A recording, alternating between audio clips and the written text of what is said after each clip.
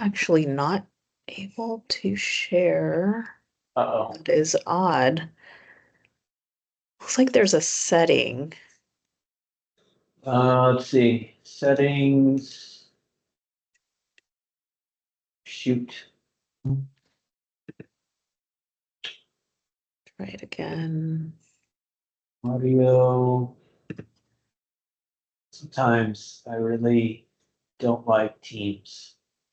Video settings, meeting info. Security and privacy. It's looks like my system settings are preventing it, Oh, which is bizarre. I don't know why we would do that.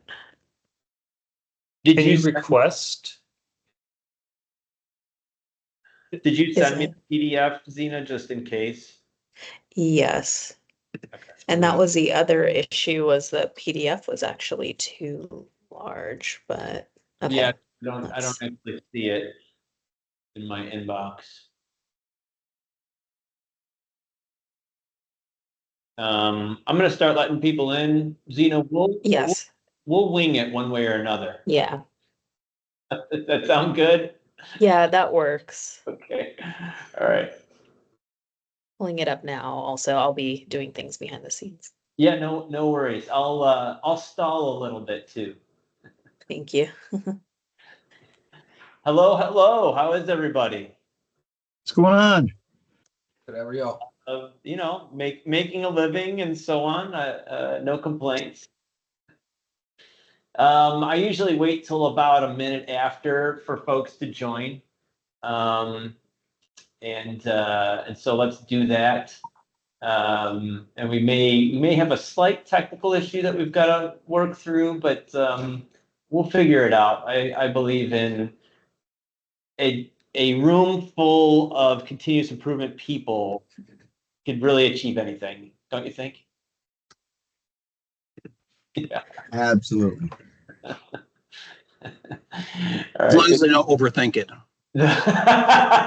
That is a common issue. Yeah, I'm gonna go ahead and say yeah. Joining there or? No, I'm joining here. Ernesto, you can come in if you'd like, whatever is easiest for you. Presentations, well, I didn't know at the time that I had COVID. Pick up one day. I was just like, dying. All right, it's 12:01, so I'm gonna go ahead and get us started. I think there's still a few more people jumping in. So welcome everyone to CI Mastermind Live. Thank you so much for joining. I'll jump into some materials. One of the things we tried to do a couple times ago, it didn't really work, but I'm going to say let's try it again. So this is, we've got 45 minutes, so we try to make this pretty quick. And so I don't typically do introductions around the room. But instead, how about we do this where you go into the chat, which hopefully you have access to, and you put your company you work for, your role, and maybe put something interesting about yourself. So 3 things. Put it in the chat, share it with the group, and while you're doing that, I'll do some introductions. Does that sound good? Can I get some thumbs ups from people? Fantastic. Thank you. All right. And I'm going to share my screen. Oh, but I'm blocking my screen. Hold on.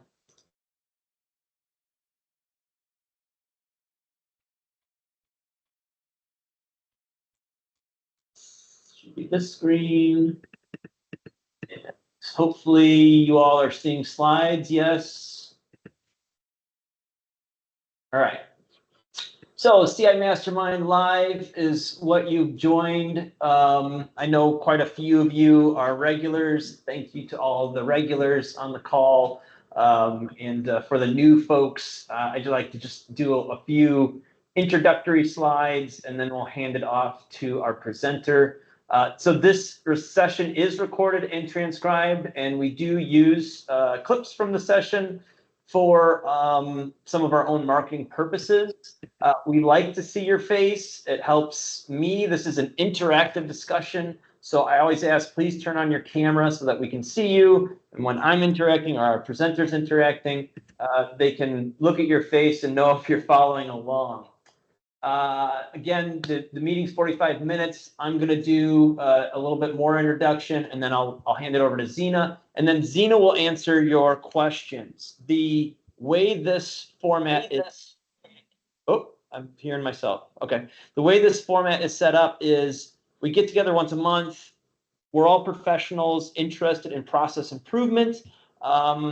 We are facilitating a discussion. So this is not meant to be a webinar, but a discussion. And as all of you know, when you signed up and registered, we asked a question related to today's topic. You gave us answers. We're going to use those answers to drive the discussion today. Not everybody on the call will get a chance to talk, but certainly 2-3 of you will try and get into your statements fairly deeply and try and give you something that you can take back to your job and use to improve. So this brief learning on the topic, focus on real-time problem solving. It's a rotational program, rotational format where we're talking through different folks. This is our CI Mastermind type of format that we do with our clients for our full-blown CI Mastermind program. And we do have one member on. Hi, Ernesto. Thank you for joining. Who's a full member of CI Mastermind. I always recognize that there's multiple people from multiple companies. Respect the peers on the call. I love good in-depth conversation. I like back and forth. If you've got something to add, please add it. You all have experience. We all gain knowledge from you guys sharing that experience. Just be careful about what you share, knowing that this is a mixed group and it's a public forum and it's being recorded, and just help each other solve problems. That's the whole idea here. Good. Any questions on the format? All right. I always pitch our Lunch and Learn program as part of this. It's I would say it's a very light version of what we do in CI Mastermind. And the idea is exactly what we say here. It's a lunch and learn. So we run these around noontime. We do a brief lesson, again, following our CI Mastermind type format. It's hands-on. It's not, we don't jump into your specific issues like we do with some of our other programs, but we give exercises so you get real life practice and real life coaching from me or someone like me. A big chunk, you can see, big chunk of what we do is that hands-on practice in that Q&A. We run these weekly, and we cap the group size at 12. And we started our wave 1 of this program in July. We've run 2 sessions. It's going very well. We've got 6 participants, and they seem to be enjoying our content. So that's Lunch and Learn. If you have interest in that, follow up with me afterwards. If you know someone interested in that, please reach out, and we'd love to talk with them. Okay, so our next session is going to be August 29th. I'm actually going to be the speaker at this session. I'm going to talk about establishing a CI strategy. It's something, it's something that we help companies with at Chalmers Street, but more importantly, I see a lot of kind of shotgun approaches to continuous improvement, and they typically fall short when we take kind of a shotgun approach to continuous improvement. So there's a model I've been using for quite some time now. I'm going to share that model, and same thing. I'll prep you all with some questions, and I'll use that to really dive into, especially those of you that have a specific CI title.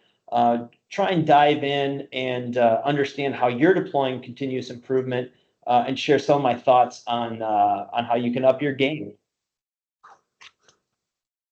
Okay, with that said, I'm going to stop sharing, and I'm going to hand the discussion over to Zeena.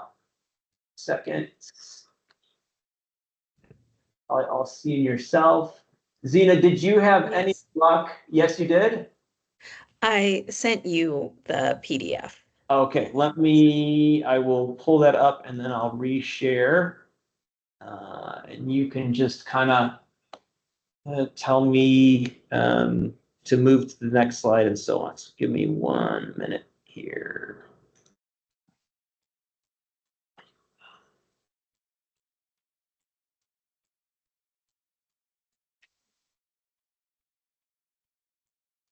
Go, and I don't know if I can Awesome.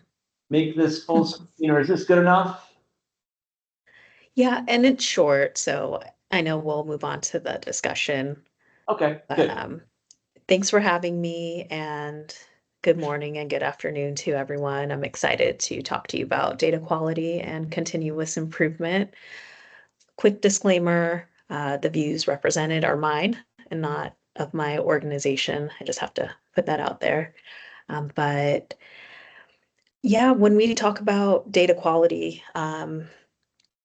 we know it's nuanced and data's everywhere, and in every single process, there's always going to be data that's moving, whether or not we realize it. But before we get more into that, I'll give you a little introduction. Next slide, please. I've been in this space for over 12 years. I've pretty much worked on every facet of data management across a lot of different organizations, Fortune 500, smaller ones, international, and as part of different industries, as well as different teams within the organization. So I've been a data practitioner in sales, in commercial divisions, in operation groups, as well as IT, of course. And now I've been in cybersecurity for almost a year. Fun fact, I performed on the Great Wall of China when I was in my college's marching band. Oh, pretty cool. Next slide, please. So that brings us to the impacts of bad data. These are real examples that I found online. Unfortunately, the PDF isn't quite working the way it should, but these stories are hyperlinked to the original articles about it. But I think most of you have experienced some similar situations in which maybe at the time you didn't realize could be attributed to bad data. For example, if sales numbers are off and it looks like they're down, um, without knowing anything else or digging into the source of your analytics, you could assume that customers just aren't buying a certain product anymore. But as you can see in the upper right-hand corner, a sports company noticed a drop in water bottle sales, and it turns out one of the prices of a bottle was significantly inflated. So it looked like you had a really great previous quarter, and then the next quarter you tanked because the price was naturally back to normal. Um, I've lived this too in supply chain, right? Being able to distinguish between what an appropriate count is. So are we counting by a group of boxes? Are we counting by a single pack? Are we counting individually? And it's very easy to get hung up on how we should be looking at the data, which is also a symptom of bad data quality because realistically, these are three different metrics that you need to understand as you are putting your analytics together. So even though it may be correct that an individual unit costs $12.99, if someone who's looking at a report is expecting you to count 10 of those as one, and they're expecting that total to be 1,200, 129 versus 12.99. Now we have a misperception, which maybe your data's correct, but your perception's off. So either way, it's very important to be clear about this. And so that brings me to the last slide, and then we'll open it up for discussion. But when you have data quality, you do have better business outcomes. And it comes down to a few things. One would be the literacy. So, is everyone speaking the same language? Are we all thinking of it in terms of an individual unit or a box, whichever you decide? Is the data complete? So let's say we need more. It's great to know that you sold 100 bottles in the month of June, but if you don't know who's buying it, if you don't know when they were purchased, if you don't know how many were purchased the month prior, you're still looking at an incomplete set of information.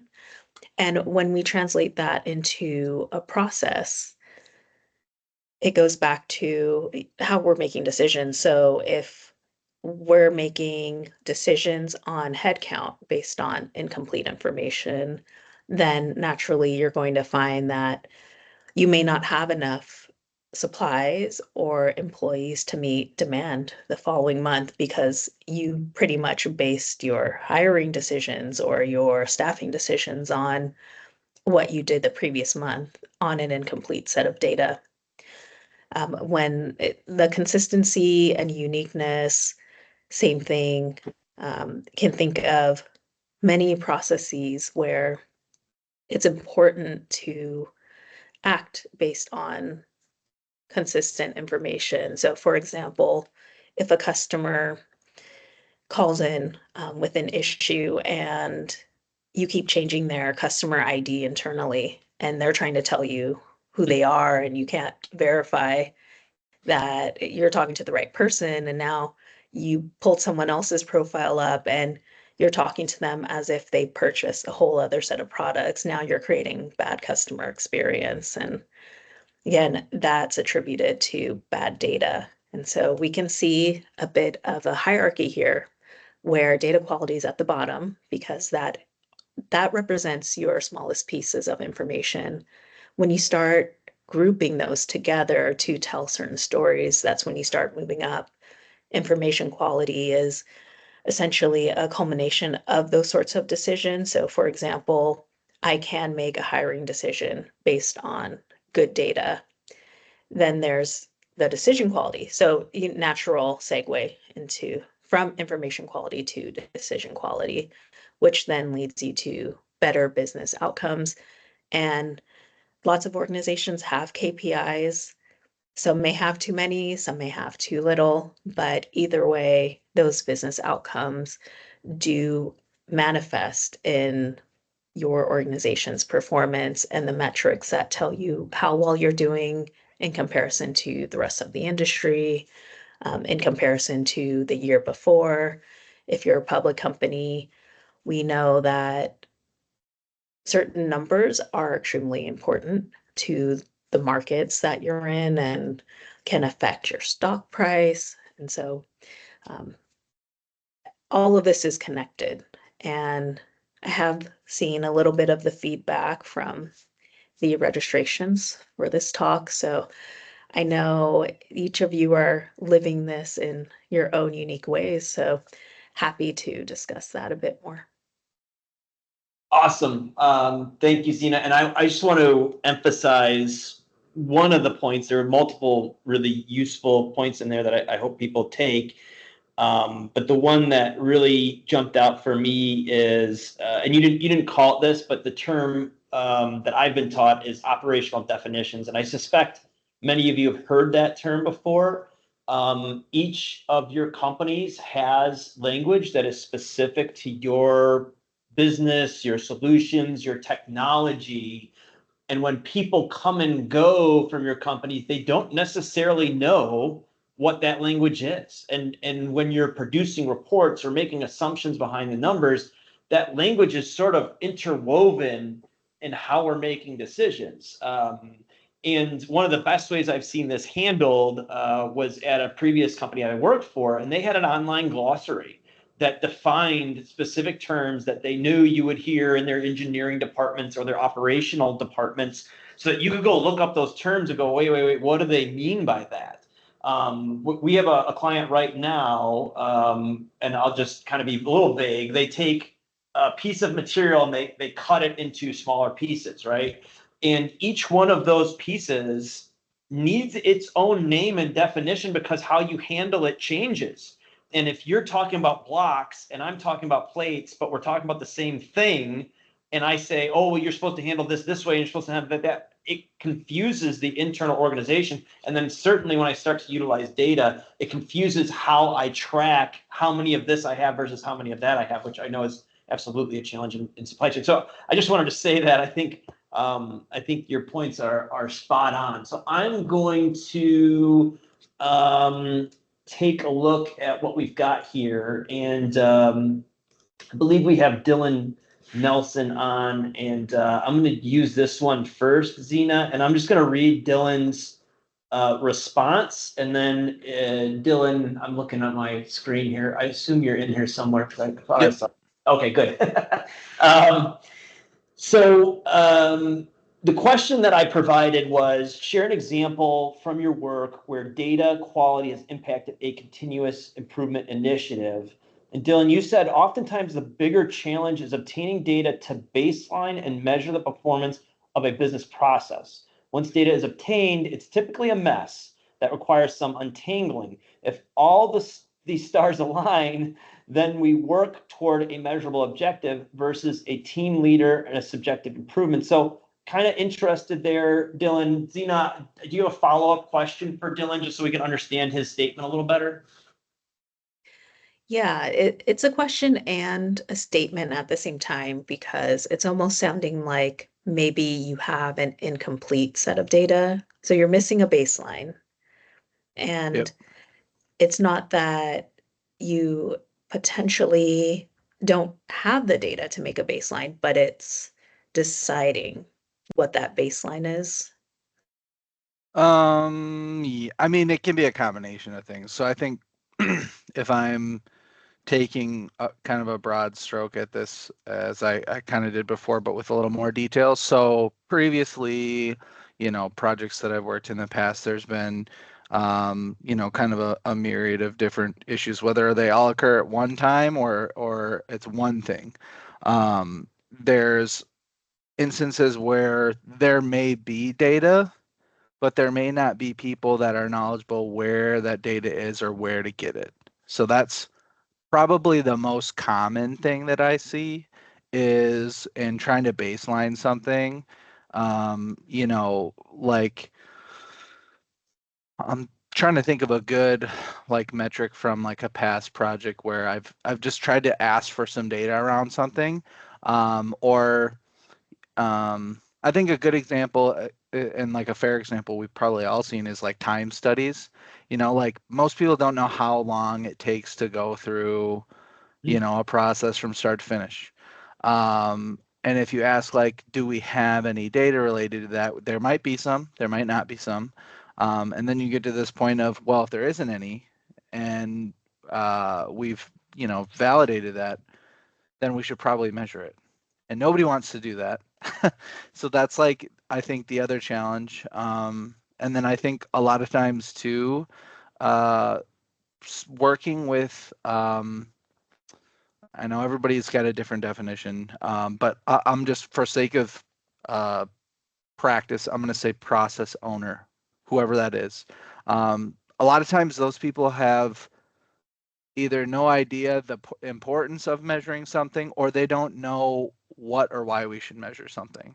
So I think that's where the trouble comes into like being able to baseline something, and then like being able to move forward with some type of like, okay, this is what the data is telling us. If we do, these 3 or 4 things, we should implement those things and then see how that influences the baseline. So I think getting to that can be challenging. And that's, I've worked in insurance, I've worked in manufacturing, laboratory operations. So it's been like a common theme everywhere. It hasn't been like just one place or one group of people I've worked with. So I don't know if that provides any more context behind the struggle, but any pointers that you have on that would be super, super helpful. Well, I mean, I guess it's no secret that people will always be kind of difficult when it comes to stepping outside of their comfort zone, changing the way they do things. And the suggestion I have, because I've encountered that also, and I still encounter it when it comes to data governance. Hmm. You either have to find a way to make a process embedded by design, meaning if your company, let's say, uses an agile methodology, as part of their sprints, they need a task to, every person needs a task to enter their time, or they need to capture this somewhere where the system can tell you how long a task, the duration of a task. So when do they start? When do they finish? And if that has to be done manually, then it becomes part of their task closing process. Um, when I did it, it was very manual. It was on a whiteboard, and everyone listed their steps out. And we had a great continuous improvement professional working with us who guided us on in that process where every time we go through that process, we would put the time it takes, the time we thought it took, and then we'd go back and compare it against how long it actually took. And from there, that's when we started to refine certain steps.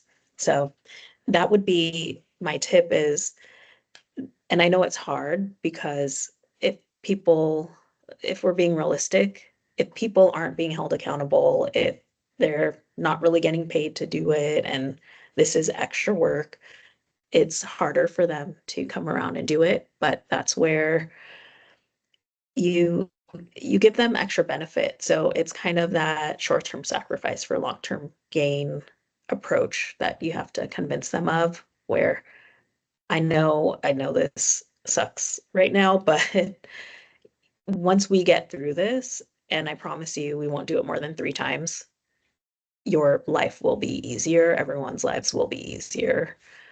So if you can find a champion to, like, another group maybe for something else that does it. Hmm. And Zeena, you're highlighting when you say short-term sacrifice.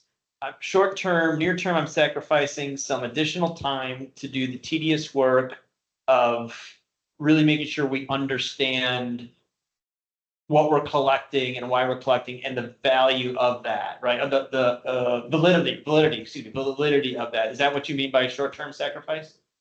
Yes. And I think that's exactly right in my book. It's a lot of these things, it's not so much some magic trick. It is coaxing people along to do some of the more tedious work in the front end that that can help you in the long run. Right.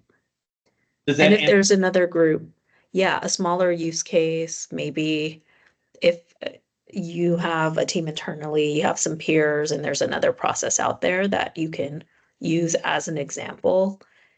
And now you have more people that can champion this effort to say, no, it's true. It did work for me. Maybe, pressure from other sides or, but yeah, I get it. It's very hard to convince people. So it's been beneficial for me to find some smaller use cases and quick wins wherever I can, and then start kind of making people compete against one another. It's, hey, yeah, this group, they're saving so much time now, and look at what they're producing. And you start highlighting that to leadership, and now their teams are going, well, hey, I would like to get a little bit of attention too. So hopefully that's another approach that can work to your advantage.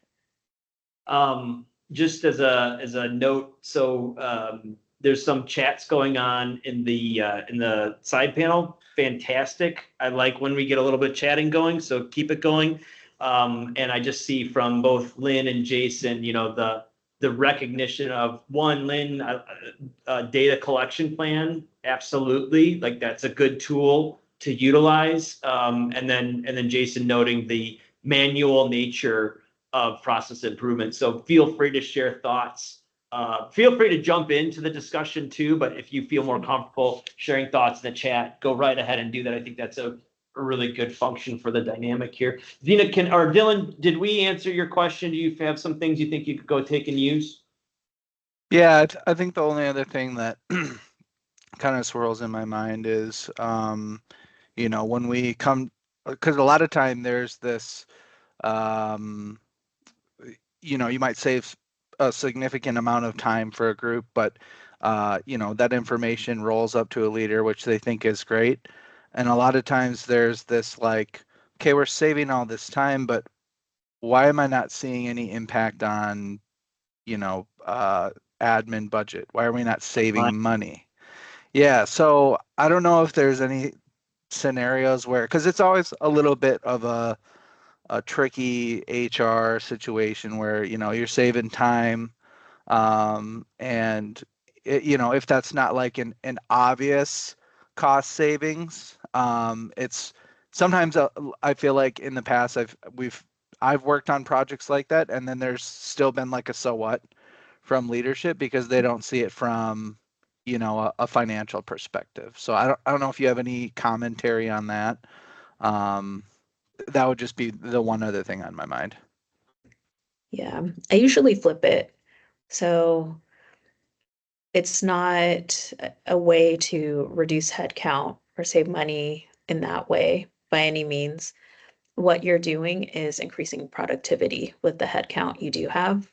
You're getting more done. And if, let's say, you do have extra budget, now we can invest in some technology to help make our people's lives easier. And that's usually how I approach it. Jason has So a I'm not comment. asking you for more. I'm making the most of what I have. Sure. No, that's a good way to look at it. Yeah, I was going to say, I work in the healthcare field, and a lot of PI stuff that we work on is more, lean or helping from a productivity perspective, and there isn't necessarily hard cost savings there. We're not like reducing nurse headcount. God knows we don't need that. But what you're trying to do is, take away some of the non-value added or wasteful time, like the nursing staff or the production staff were doing, so they can focus more on value added time. So in the case of healthcare, that's taking care of our patients. So how can we, help those nursing staff, spend more time taking care of patients rather than doing this other stuff, which isn't adding value. And in your environment, maybe there's some way to frame that for the production folks. What's their value added work? How much time is being taken away from this other stuff, so I can focus more on the value added task. Yeah, and I would say for me, actually, and I see Lynn, you got your hand up. Back in our Motorola days, we spent a lot of time in the cutting heads. At least I did, and I did not enjoy that at all. And frankly, in the last 10 years, it's really been about scaling. Most of the clients we have are trying to scale, trying to grow, and it's about we can't hire. There aren't enough people. We have to figure out how to get more productivity, like Zeena's saying, out of the folks we have. That's a much more enjoyable discussion. And the other part, maybe this was your point as well, Zeena, but I also flip it's about revenue generation, right? Like if I get more product out, I'm generating more revenue, and those numbers are typically much bigger than when we focus solely on cost. And I'll just make one more comment, and then I'll hand it over to Lynn. I think I'm looking at Chris. I think this is probably a topic, Chris, that we need to put on our agenda. I don't know if we have it anywhere, but financial analysis, cost benefit analysis, how we do, motivating cost benefit analysis. I don't think we've covered that. And it's definitely a topic that would be good for one of these sessions. So I'll shut up and hand it to Lynn. Go ahead, Lynn. Thanks. So I was just gonna kind of continue what Jason and you, Matt, have been saying is one of the strategies that I have used previously, as you said, is are we getting more work done with the people we have? Are we growing the business without having to hire people? Are we taking on new functionality or new tasks that perhaps we didn't have the capacity to do before? And there's also a lot of quality related benefit because if you're improving your quality, you reduce the rework, you improve the customer satisfaction. You may have direct savings in lower overtime. So there's a bunch of different ways. Some of it is from a practical standpoint, just having those discussions when you're doing the work to say, okay, as people are saving this time, how are they spending that time saved? Is it they all get to go home on time? Or is it, okay, now we're doing an extra quality check or something like that? So sometimes it's just a matter of remembering to document as you're doing it because you know that eventually somebody higher up the food chain is going to be asking. I'm going to take one more comment on this from Marcia, and then I'm going to move on to another statement just because I want to make sure we get to one more thing. So Marcia, go ahead. I see your hand up.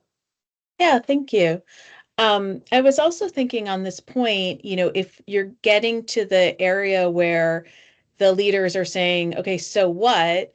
It's probably an indication that they're, you missed at the beginning stages, aligning on what is the overall goal of what we're trying to do and aligning, the improvement activities with the overall goals of the organization so that, I've been there myself for sure several times. You kind of get down a path and then it's like, oh, we have to go back and explain why this is a good thing. But I found when the improvement activities are in line with the overall goals, then it's much easier because it's like we're all on the same page. We want to reduce time for this particular area because we are scaling and here's what we're doing. And you kind of have that elevator pitch handy. So I think it's just a reminder for all of us that it's really important to align that up front so we don't get into this situation. Love it. Thank you, Marcia. Okay, so this statement comes from Matt Hubbard. So Matt, I want to dig into your statement a little bit. You stated, I was mandated to generate a report for a leader who wanted to use it to blame another group, but the data was inaccurate, incomplete. So the blame was often misplaced and distracted us from being able to make further improvements. I'd say this stalled this effort by over a month. Zeena, you want to dive into that one a little bit with Matt? Yeah, well, first question is, I'm assuming this data was collected manually. No, the No? data was collected in a system, but the system did not follow the way the data got into the system did not follow consistent or solid or validated processes. Okay. And is there a nature of collaboration with system owners or IT teams that could potentially enforce some standards in the UI of the system? Just, for example, address standardization. Some websites allow you to type it in, others will give you suggestions once you start typing so that there is a consistent format. Is that an option? I think it certainly could have been an option if we could have gotten to that point. I think the nature of there was a big, huge project going on, and everybody was stressed.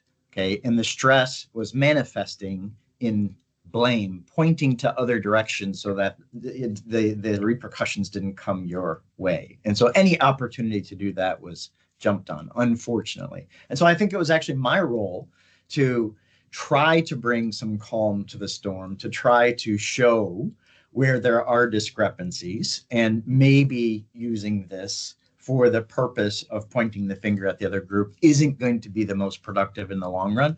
But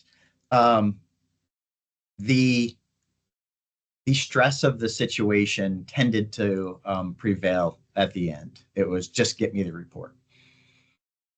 Yeah, it does sound like maybe more of a cultural problem than a data problem. And that's kind of how a lot of it is. I do think culture prevents us from solving a lot of issues, a lot of tactical issues.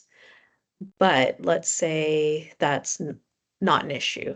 And this would require a team that can do some data scrubbing, actually. So take it out of the system.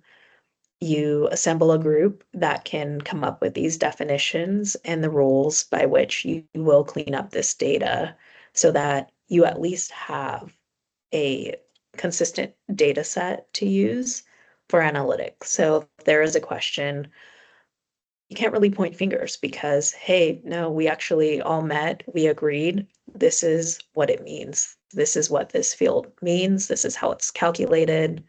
And if you think this is wrong, let's go back and revisit the rules that we put together.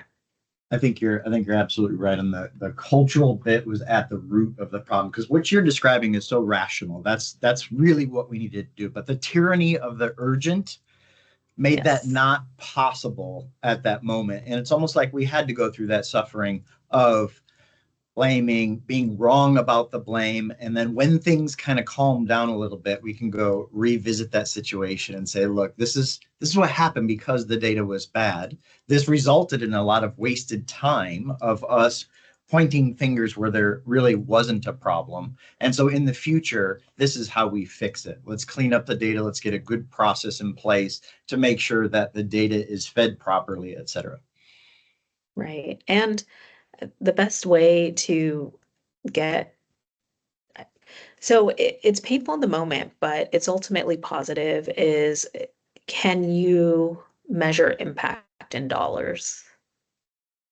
How much is this bad data costing us? Mm-hmm. I've done that before, a little bit of a scare tactic, but I presented this during an SLT meeting, and that afternoon, our CEO was greenlighting me to hire resources because I presented it in dollars. That's a good point. Yes. Again, that's why I think this is a topic that we need to bring up, because I have a lot of conversations with, managers and supervisors who are frustrated that they can't get, some support, maybe some additional resourcing on an improvement, a change, or like you're saying, just data analytics. And I always say, well, how are you helping that executive make a financial based decision? And usually it's kind of like, well, this is hard to measure. I said, well, then it's hard to make a decision on. We do have to figure out how to measure. Ultimately, this whole data discussion is a measurement discussion, right? It's where do we need these measures? How do we create quality measures and then collect it as data into a system? So I love that point. Let's see if we can squeeze in 3 minutes here. George Sabota. I might have lost your question though. I think it was a little bit along the same lines, but I liked it a lot. Every continuous improvement initiative is affected by data quality. Not being able to get accurate data quickly affects the accuracy of improvements, the ability to move forward with confidence of the ROI of projects. I'm kind of interested, George, if you have a specific example in mind that you could give us. Sure. Yeah. Thank you. I actually, I was typing up in chat just to try to get another way of asking, just in case it was late. So I'll just throw it out there. But please, long-winded. I'll make a long-winded question short. Is I have, we have all types of data that is inaccurate, just because there's a lot of manual entry. It has been modified and changed over the years to add information, and then a new person starts and then they would not include all of the information, and we're trying to convert from an old ERP now, and like partial ERP to a new ERP. So I'm tasked with limited resources to basically just figure out how to scrub all this, capture what I can, and start getting an understanding of how can we use the data we have and how we can we start capturing new data. So I don't know if I touched on my initial question, but it's just this big amorphous issue, and I don't even know how to start. Like I don't, I don't even have the background that Zeena has as far as the data integrity and quality, and I just curious, does anybody have any insight of just like how to take a bite of this elephant, one at a time, one bite at a time. I mean, to me, it sounds like you're trying to accomplish a data migration activity at the core, which means that I would start with data mapping. So you do have some spreadsheets, you have an old system that you want to move into a new system. And with data mapping, you're essentially taking all three of those schemas, so pretty much the format of your data, and you're going to look across all three sources to see which elements mean the same thing. So if it's name, let's say in your spreadsheet, you called it first name. In the old ERP, it's name, and it could potentially be first name and last name in the same field. New ERP, now you have first name, last name. So you do want to go in, look at that, see where there's overlap, and where you have conflicts is going to be the next point of focus. So for example, old ERP, you had first name, last name combined into one field. New ERP, you have two separate fields now. You need to be able to then take that old ERP data, format it so that it matches your target system. That is a lot of work and typically not a one-person job, but. And can I ask, with technology or outside resources, are there ways that people have done it easily? I mean, I'm assuming with every company, there's thousands, if not hundreds of thousands of pieces of information. And if these fields are inaccurate, then like who has the time to go in field by field to correct it? Yeah, usually there's tools like Alteryx. Now there's AI tools, but again, AI it opens up a whole other decision process. And I know there's concerns about using that technology within organizations, as well as the data you put into those for your own safety too, and for your customer safety. If you only have Excel, you can use macros, use formulas.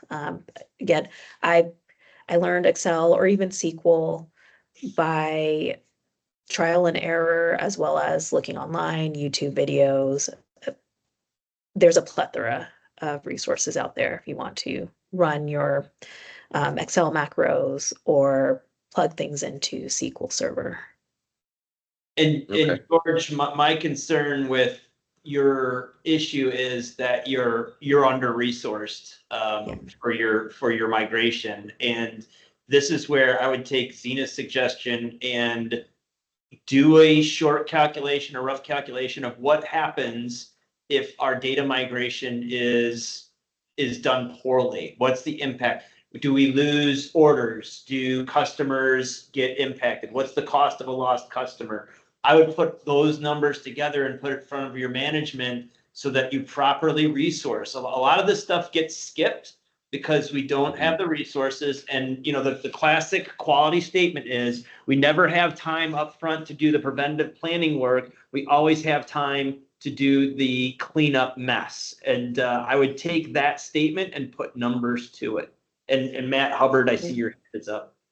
Yeah, I just wanted to throw something in here too, George. I think you were alluding to this earlier. Yeah, it sounds like you've probably got a fear of there's more data to clean than you're gonna get resources for, or that you have resources for. And so there's probably like an in-between, which is prioritize the data, the data that is going to cause the biggest problems if it's not right. Just focus on that, and you'll probably call that a win at the end of the day. Yeah. Sure. Delayed ROI too, I would add that to Matt's feedback around the numbers. Can you explain what that means? I think I know what it means, but can you explain it? Yeah, so any new system is an investment and you want to use it day one and you're paying for it day one. If you can't use it day one, you're losing money. And there is a way to calculate that based on the cost of the contract. Yeah, in IT, I think we call it cost of delay. If I have to hold off on my launch and full benefit of the project, right? It's sort of like inventory sitting on the shelf, right? It's unrealized gain. That's a great point. And Matt, you've got your hand up again. Oh, No? sorry about that. All right. Well, with that said, we're over by a little bit. I want to respect everyone's time. Please join me in thanking Zeena so much for joining us and taking a little bit of time out of her day to educate us. Again, we'll be back next month. I'll be talking about creating CI strategy. Thank you, everyone, for joining, and I'll send the recording out separately. Have a great day. Thank you, Thanks, Zeena. Thanks, everyone. Thanks. Bye, guys. Bye-bye. Bye. Thanks, everyone. Bye.